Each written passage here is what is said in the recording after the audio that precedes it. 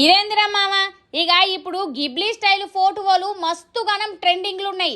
ఇక Instagram YouTube లో చూస్తే మొత్తంగా అయ్యే అందరు ఫోటోలను షార్ట్ జీపీటీలో అప్లోడ్ చేస్తారు, గిబ్లీ స్టైల్లో కన్వర్ట్ చేసుకుంటారు, వాటిని అప్లోడ్ చేసుకొని మస్తు సంబరపడుతురు.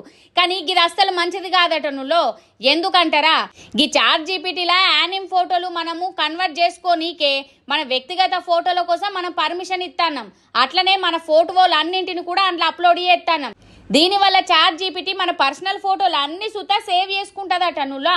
ఇంకొకటి, ఎవరన్నా ఎటువంటి ఫోటోలు అప్లోడ్ చేయకుండా ఒక మంచి ఫ్యామిలీ పిక్ కావాలని చాట్ జీపీటీని అడిగితే అది మన ఫ్యామిలీ ఫోటోలు అవి ఉంటుంది కదా దాని దగ్గర డాటా అనేది, అందులోకి వెళ్ళి ఇక ముఖాలు అటు ఇటు మార్చి మన ఫోటోలోనే వాళ్ళకు సెండ్ చేస్తుందట. చాట్ జీపీటీలో అస్సలు ప్రైవసీ ప్రొటెక్షన్ లేదు. ఇక మనం ఏ డేటా ఇచ్చినా అది సేవ్ చేసుకుంటుంది. ఎప్పుడన్నా వేరేటోళ్ళకు దానికి సంబంధించిన ఇన్ఫర్మేషన్ కావాలన్నప్పుడు అది షేర్ చేస్తుంది. జరంతా పైలం.